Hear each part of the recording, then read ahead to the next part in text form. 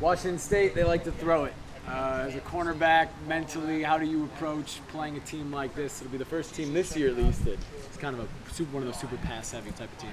I mean, as a cornerback or as a defensive back in general, you just have to be on your toes every play. You can't take any plays off because the ball might come your way every play, and you just have to be prepared for it by getting ready for that at practice.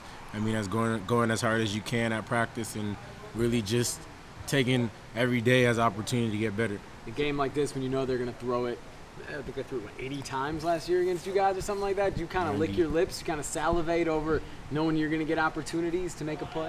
I mean, yeah. I mean, you get a lot of opportunities. They're going to get a lot of opportunities to make plays, but at the same time, so are we.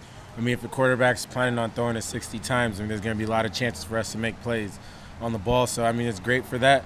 And at the same time, we just have to control their passing game rather than us reacting to what they do. In terms of preparation, is there maybe more, do you guys change it a little more this week just when you face a team that's more one-dimensional like this, maybe more so than anyone else on the schedule? A lot of times when you have to read, run, pass, you know what 75-80% of the time they're going to pass the ball. So most of the time you know it's a pass right away. It'd help you get in your drops a little bit faster, or just, I mean, you don't really have to change your game plan at all. I mean, most of the stuff we're going to do this game has already been in our system, and we're going to be just have to be prepared for it. We played them in the last 2-3 years. I mean, I have, so I mean, I'm sure that we're pretty familiar with what they do, and they're familiar with what we do. When you think back to last year, what do you remember about just Halliday and that offense? They get the ball out quick. I mean, it's all timing, so you have to offset timing really by getting reroutes and by getting in people's faces. The quarterback likes to throw to spots, and he knows the receivers are going to get there, and a lot of those plays as defensive back you're not going to be able to make unless you anticipate it before.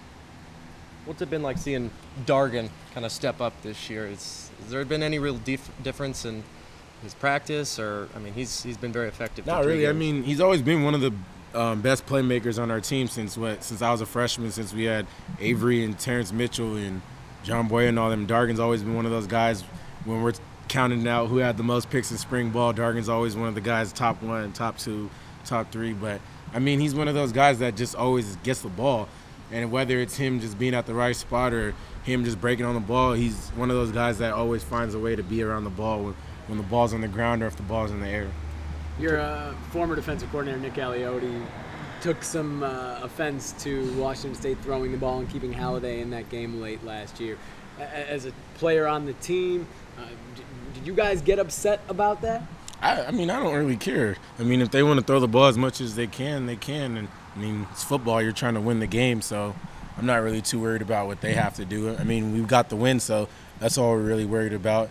And I thought for the most part in that game we were able to control the passing game, and that's why we're able to get other guys in the game. And it doesn't matter who's on the field. I mean, you have to perform when you're out there. You can't have any letdowns just because 1 or 2 guys aren't on the field. Going against this type of offense, is there an emphasis on getting a 3-and-out right away just so Halliday and those guys don't get into a rhythm?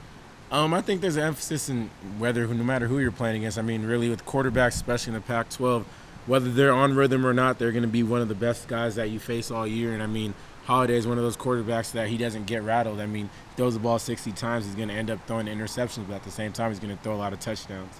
Teammate Marcus Mariota is on the cover of Sports Illustrated once again. Mark Helfrich was saying you guys tease him about that. What do you guys say to Marcus when you find out he's a cover boy once again? I didn't even know, honestly. Yeah. I mean, we don't really talk about it too much. I mean, Marcus is one of those guys that you wouldn't really know if he was on it or not, or if he was getting all this type of.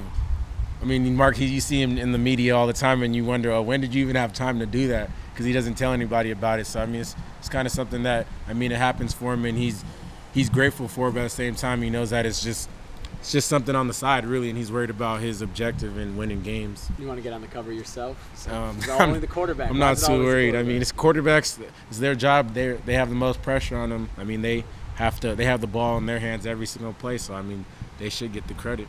Last time Marcus was on the cover, you guys lost to Stanford a couple days later, and there's a thing that there's an SI curse. I'm not saying it's true, but do you believe in that type of stuff? I mean, who was on the cover last week? I mean, you can't really say for one team. If it happens for every team every week, then there might be. But, I mean, we don't really even look into that. I didn't even know about that until you said it. In terms of the last question, in terms of the secondary as a whole, obviously you guys lost 3 or 4 starters, but you did bring back a bunch of people that have been around the program. Through 3 games, I mean, where do you think you guys are at just as a whole? I think we're doing a good job. I mean, I feel like we're a lot smarter than we were last year, but at the same time, still making some mistakes. I mean, it's going to get better as the season goes on, but I think from game 3, what we're doing right now from last year is a lot better.